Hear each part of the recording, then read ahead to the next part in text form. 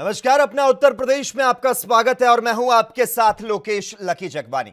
वैश्विक महामारी साबित हो चुके कोरोना वायरस के लगातार बढ़ते संक्रमण के बीच अब लॉकडाउन 4 में ढील खतरनाक ना साबित हो और इसको लेकर प्रदेश के सीएम योगी आदित्यनाथ लगातार योजना तैयार कर रहे हैं। सीएम योगी आदित्यनाथ टीम 11 के प्रमुखों के साथ ही मंत्रियों से गहन मंत्रणा कर रहे हैं, तो साथ ही लॉकडाउन के कारण दूसरे राज्यों में फंसे प्रवासियों को वापस लाने की कवायद की जा रही है। प्रदेश सरकार ने यूपी के प्रवासियों को लाने के लिए अलग अलग राज्यों में 12,000 बसें भेजने का ऐलान किया है। आपको बता दें, योगी सरकार ने यह फैसला उस वक्त लिया जब कांग्रेस की ओर से 1,000 बसें देने के प्रस्ताव का मुद्दा छाया हुआ है।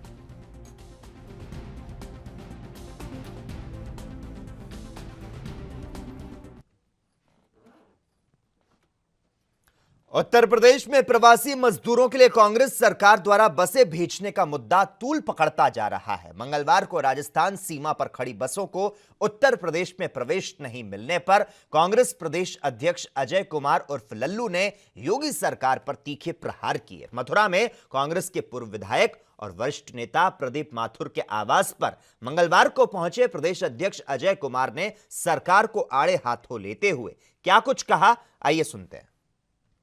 भारतीय जनता पार्टी राजनीति बंद करे। मजदूर संकट में है, पैदल नंगे भूखे पांव चल रहे हैं, रोज घटनाओं के शिकार हो रहे हैं। मुख्यमंत्री जी कुंभकर्ण नीति से जागिए।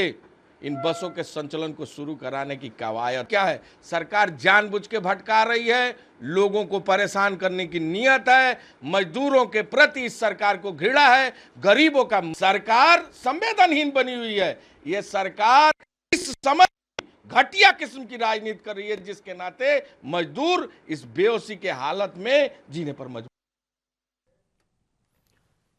प्रदेश में प्रवासी मजदूरों के लिए कांग्रेस की ओर से बसें भेजने का मुद्दा तूल पकड़ता जा रहा है। आज राजस्थान सीमा पर खड़ी बसों को उत्तर प्रदेश में प्रवेश नहीं मिलने पर कांग्रेस के पूर्व विधायक और वरिष्ठ नेता प्रदीप माथुर ने क्या कुछ कहा, आइए आपको सुनाते हैं। जी को विचार करना पड़ा और देर आए दुरुस्त आए वाली पॉलिसी अख्तियार करते हुए उन्होंने 1,000 बसें कांग्रेस की लेने को स्वीकार किया। आज वही बसें आपके फतेहपुर सीकरी बॉर्डर पर ऊंचा गांव है राजस्थान उत्तर प्रदेश के, वहां वो बसें हस्तांतरित की जा रही हैं उत्तर प्रदेश सरकार के अधिकारियों को, और जहां भी चाहे उन बसों का इस्तेमाल कर सकते हैं प्रवासी भारतीयों को भेजने के लिए।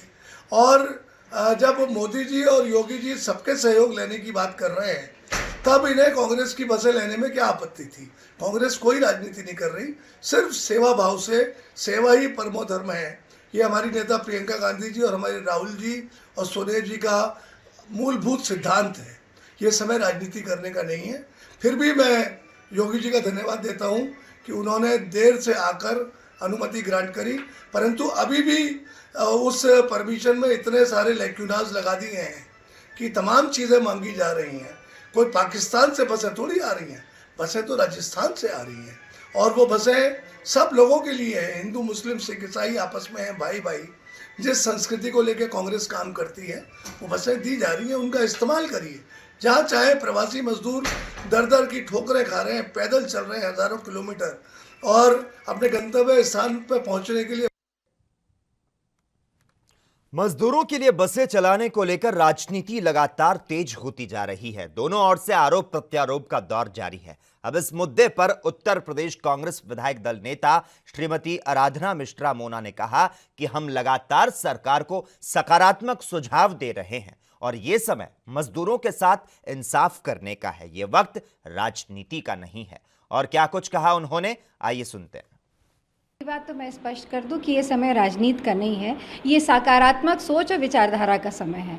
हम सरकार की आलोचना नहीं करना चाहते, हमने लगातार सरकार को सकारात्मक सुझाव दिए हैं और ये सुझाव कांग्रेस पार्टी की ओर से आदरणीय प्रियंका जी की ओर से आया था कि जिस तरह से प्रवासी मजदूर दर दर की ठोकरें खा रहे हैं, सड़कों पे नंगे पैर चल रहे हैं, भूखे प्यासे बदहाल हैं, उन लोगों को अपने घरों तक सुरक्षित पहुँचाने के लिए 1,000 बसेस देने का प्रस्ताव था। हमने सरकार के सामने रखा। मैं आभार व्यक्त करना चाहती हूँ मुख्यमंत्री जी का कि उन्होंने इसको स्वीकार किया।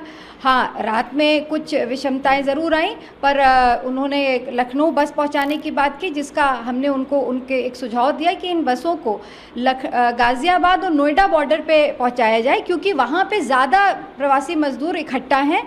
दो समस्याएं, एक लॉ एंड ऑर्डर की समस्या वहाँ बनती जा रही है, दूसरा संक्रमण के भी खतरे बढ़ते जा रहे हैं। तो हमारी प्रस्ताव ये था, हमने सुझाव ये दिया था कि वहाँ से मजदूरों को बसें वहाँ लगे और वहाँ से उन मजदूरों को सुरक्षित उनके घरों तक।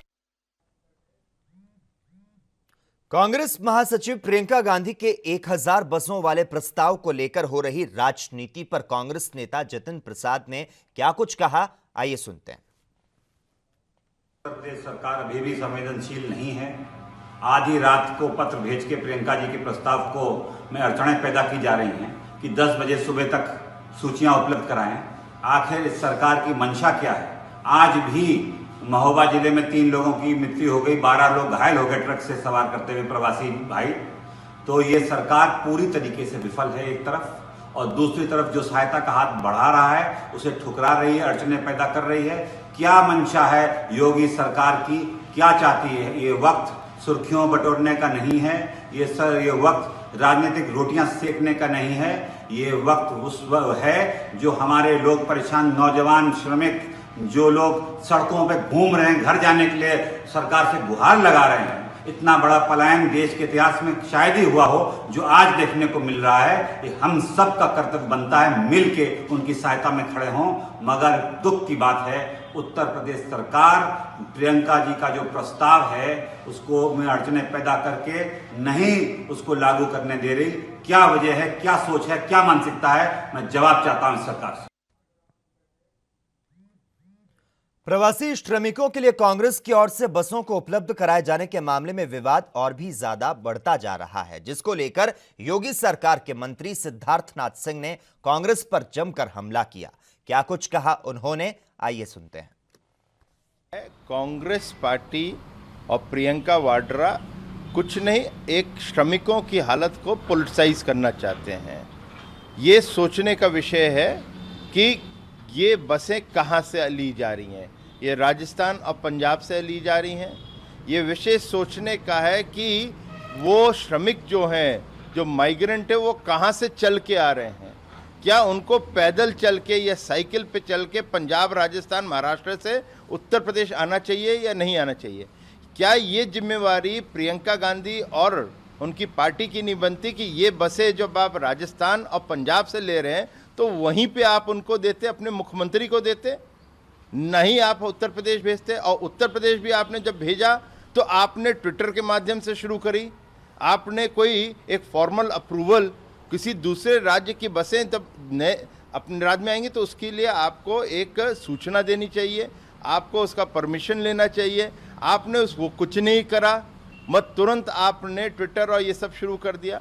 तो हम तो हमेशा स्वागत कर रहे हैं योगी जी की सरकार, और योगी जी हमेशा स्वागत कर। प्रवासी मजदूरों को लेकर कांग्रेस महासचिव प्रियंका गांधी और मुख्यमंत्री योगी आदित्यनाथ के बीच खींचतान बढ़ती जा रही है। प्रियंका गांधी ने प्रवासी श्रमिकों के लिए 1000 बसें भेजने के लिए प्रदेश सरकार से अनुमति मांगी थी। उनका आरोप है कि यूपी सरकार उन्हें बसें चलाने की अनुमति नहीं दे रही है।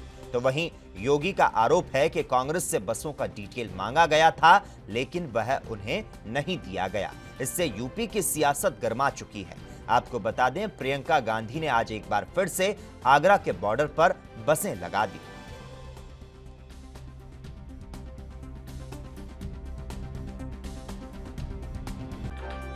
सौ बसों के साथ आगरा के बॉर्डर पे खड़ा हूं, और आगरा का जो शासन है वो ये कह रहा है कि हमें बसों को अंदर ले जाने की कोई भी आदेश अभी तक प्राप्त नहीं हुआ है।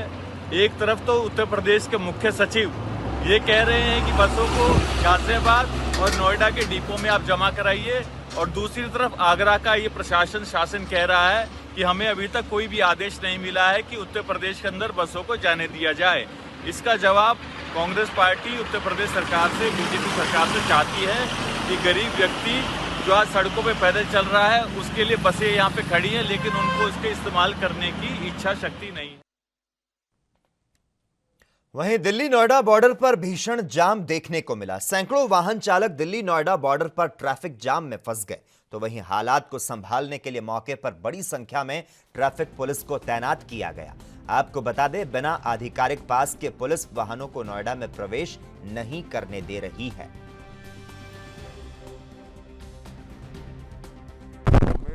गाइडलाइंस हैं, इसके हिसाब से बॉर्डर सील है अभी, और जिनके पास वैध पास है वही जा रहे हैं, जिनके पास पास नहीं है वो वापस किए जा रहे हैं।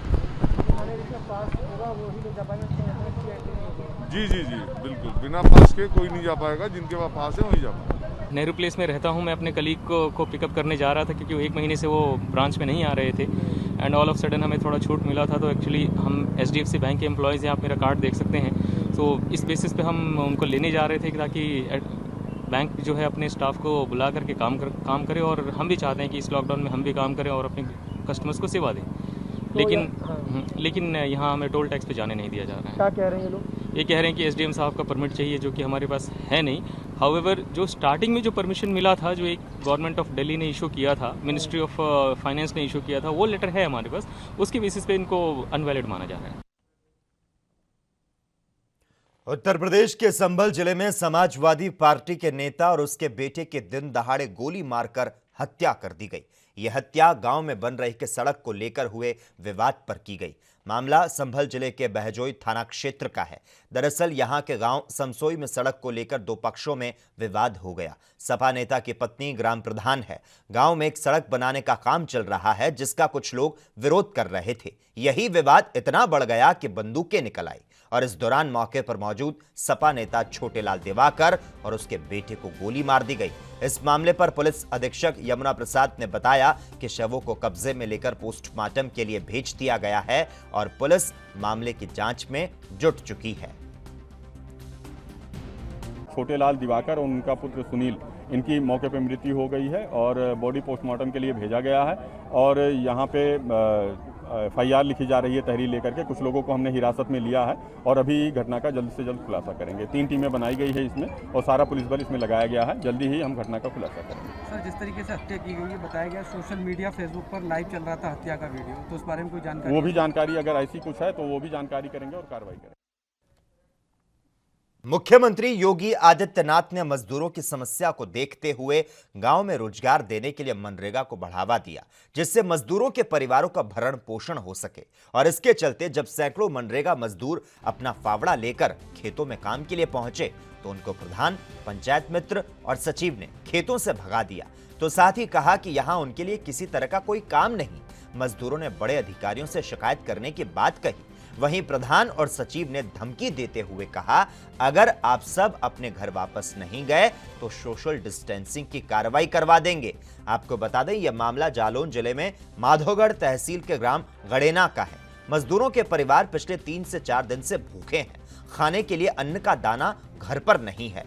जब मजदूरों ने इसकी शिकायत फोन पर जिला अधिकारी मुन्नान अख्तर से की तो उन्होंने SDM से बात करने को कहा, और जब SDM से बात की तो उन्होंने ग्राम विकास अधिकारी पर बात छोड़ दी। समस्या ये है कि सब मशीनों से काम हो रहा है। काम को जाओ तो प्रधान मना कर देता, भगा देता, बोले वो नहीं होगा काम, हम सब नहीं जाएंगे, क्या खाएंगे, भूखन मरेंगे, चाहे यहीं मर जाएंगे रोड पे। तो आपका जॉब कार्ड नहीं बनाया क्या? नहीं, जॉब कार्ड तो है, काम नहीं दे रहा, मशीनों से काम करवा रहे हैं। जॉब कार्ड के रुपए आते हैं वो कौन ले जाता? वो फर्जी वाले गिरते होंगे, जो मतलब जिनके घर बैठे फर्जी बने उनको डालते हैं। फर्जी से क्या मतलब है आपका?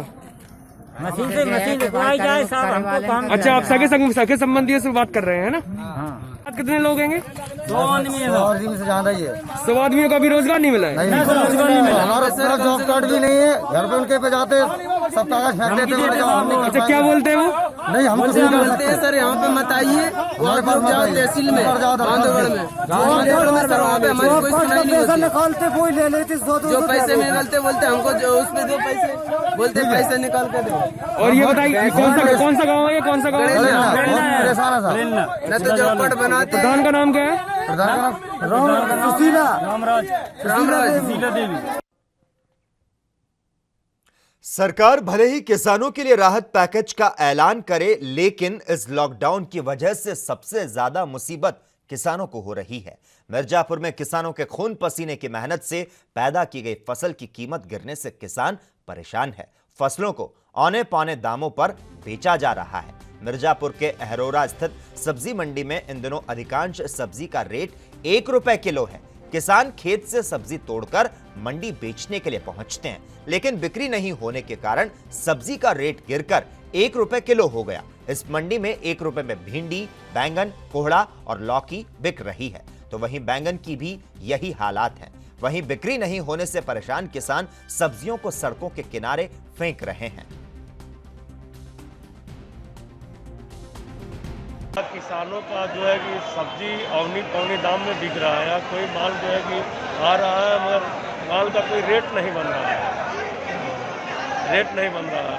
नेनुआ 1 रुपया किलो भी नहीं बिक रहा है, प्याज 3 रुपया 4 रुपया किलो बिक रहा है, बैगन 4 रुपया 5 रुपया 2 रुपया 3 रुपया बिक रहा है, कोहड़ा 1 रुपया किलो नहीं बिक रहा है। इसमें कैसे किसानों की भरपाई हो पाएगी? आप लोग का कैसे हो पाएगा? इसलिए किसान का भरपाई नहीं हो पाएगा, इसलिए कमीशन मेरा भी नहीं बन रहा है, तो किसान का भरपाई कहाँ से हो पाएगा? किसान का कोई रेट नहीं बन रहा है। किसान इतना मेहनत से लागत से सब्जी पैदा कर रहे हैं, अब क्या किया जाएगा उसमें? कारण क्या है सस्ता होने का सब्जी? अब जो सस्ता बिक रहा है, लॉकडाउन की वजह से सस्ता बिक रहा है, कहीं माल आना जा रहा है ना आ रहा है। घंटी क्या भाव बिका आज? अभी बिकता नहीं, बिकता नहीं। किस लिए नहीं बिक रहा है? काहे के लिए? दोनों लेता नहीं, कहता नहीं हम न ले। क्यों? सस्ता की वजह से क्या? हाँ। कितना खेती किए हैं आप सब्जी का? 10 बिस्सा। क्या लगाए हैं? भंटी, भिंडी 4 बिस्सा, 10 बिस्सा भंटी। भिंडी क्या रेट बिका है? भिंडी तो बिकता नहीं, 1 रुपया बस बिकता है। 1 रुपये किलो? हाँ। यदि हम लोगों को लागत नहीं कर रहा है तो आई तक नहीं आ रहा है, भाड़ा तो पहले की बात है, भाड़ा तक नहीं मिल रहा है टाली का। आज 100 रुपया किलो बिक रहा है। मंडी में क्या रुपया किलो बिका आपका सब्जी? 1 रुपया किलो। क्या चीज? नेनुआ, भिंडी, लौकी, सब उसी भाव? सब वही कोहड़ा तक वही भाव है। कैसे आपकी लागत निकल पाएगी इतना सस्ता सब्जी? अरे कैसे बताया जाए कि लागत जब खेत में है, हम लोग क्या करें भाई, किसान आदमी है, गुजारा पड़ता है यहाँ पर। यूपी सरकार बच्चों के उज्जवल भविष्य के लिए नित नई योजनाओं को लागू करती है। सरकार बच्चों को पढ़ाने और आगे बढ़ाने के हर संभव प्रयास करती है, लेकिन जिम्मेदार सरकार की नीतियों को पलीता लगाते नजर आते हैं। यह पूरा मामला संत कबीर नगर स्थित विकास खंड बघौली के ग्राम मखदुमपुर का है। यह गांव जिले के पहले हाईटेक गांव के रूप में जाना जाता है, लेकिन हाईटेक गांव मखदुमपुर की हकीकत कुछ और ही बयां करती नजर आ रही है। यहां इंटरलॉकिंग सड़क के निर्माण में सरकारी विद्यालय के पढ़ने वाले नाबालिग छात्रों से काम करवाया जा रहा है।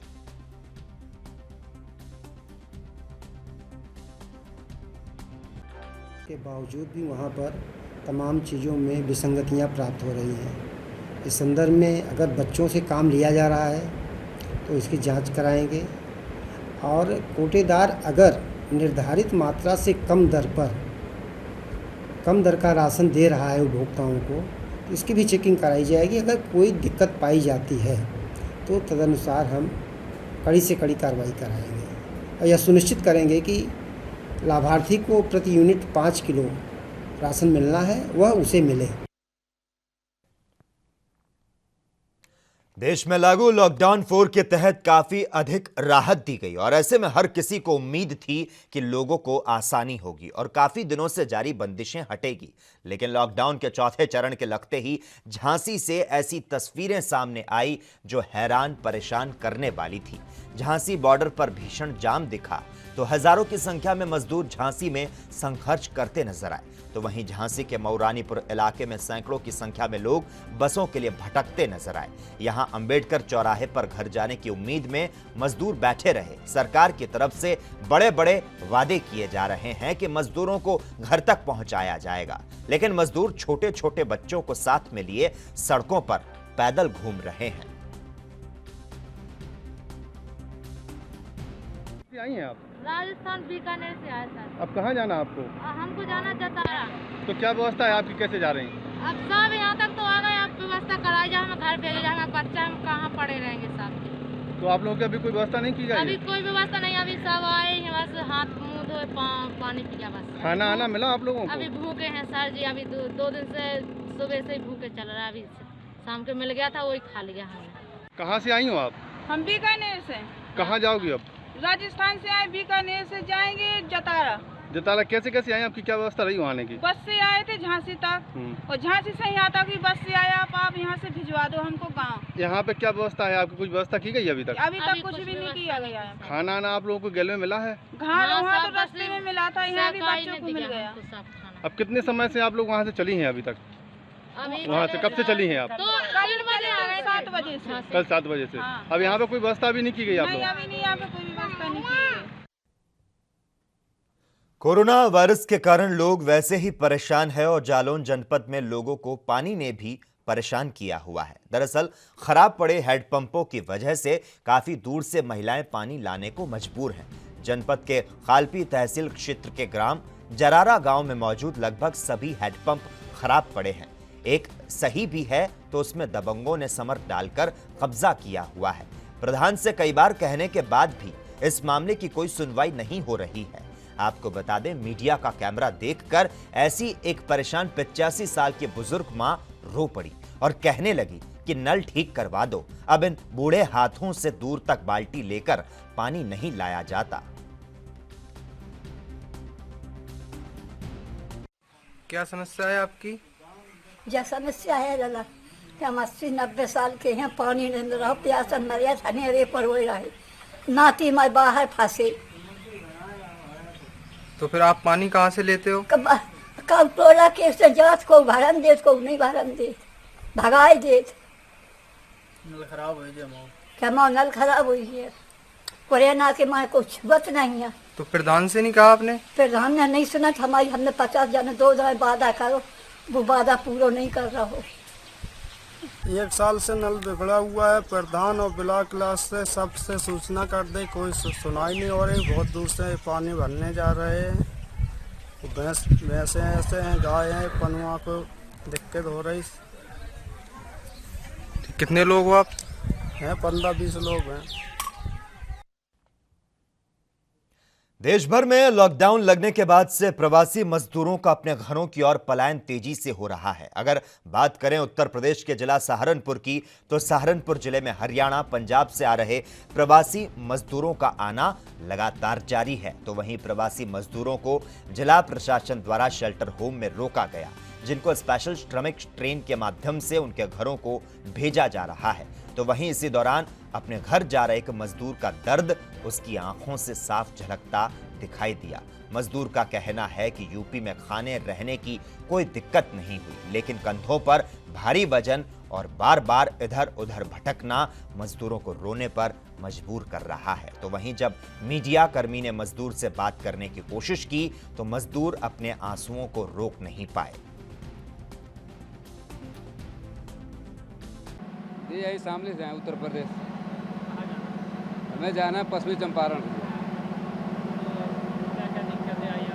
दिक्कत तो सर दूसरी नहीं है, लेकिन उसी समय से बैग कभी इधर लेके जाओ कभी उधर लेके जाओ, और भारी बैग है, कम से कम 25-30 किलो का बैग है। हालत खराब हो गई। एक तो सवेरे से खाना भी नहीं खाए कुछ। तो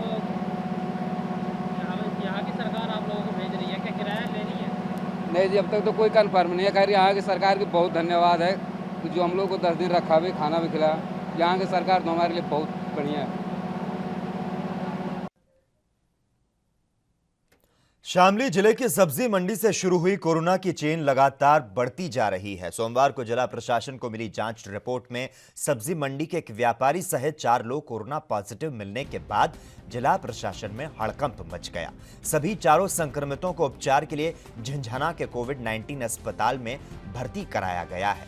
सब्जी मंडी व्यापारी के अलावा 3 अन्य लोग जो कोरोना पॉजिटिव मिले, वे पहले से क्वारंटीन किए गए लोगों के परिवार के सदस्य हैं। 4 पॉजिटिव केस मिलने के बाद जिले में कोरोना संक्रमित मरीजों की संख्या अब 6 से बढ़कर 10 हो गई। जिला प्रशासन द्वारा इन इलाकों को सील कर दिया गया, तो साथ ही वहां सैनिटाइजर का छिड़काव शुरू कराया गया है।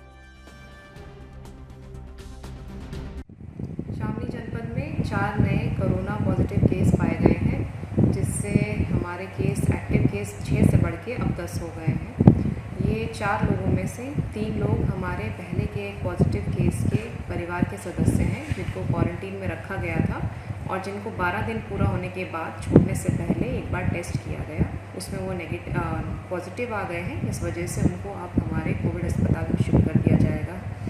एक अन्य जो पॉजिटिव केस आया है वो भी हमारे मंडी की सैम्पलिंग में जिसका सैंपल लिया गया था वह आया है। वो भी सब्जी फल विक्रेता है जो मंडी में दुकान करता है। वो भी हमारे कस्बा हमारे सिटी क्षेत्र का रहने वाला है और उस एरिया को अब सीलिंग की कार्रवाई जो है स्टार्ट कर दी जाएगी। और इसी के साथ ही अपना उत्तर प्रदेश में इतना ही, लेकिन तमाम अहम खबरों के लिए लगातार आप जुड़े रहिए और देखते रहिए ANB न्यूज़।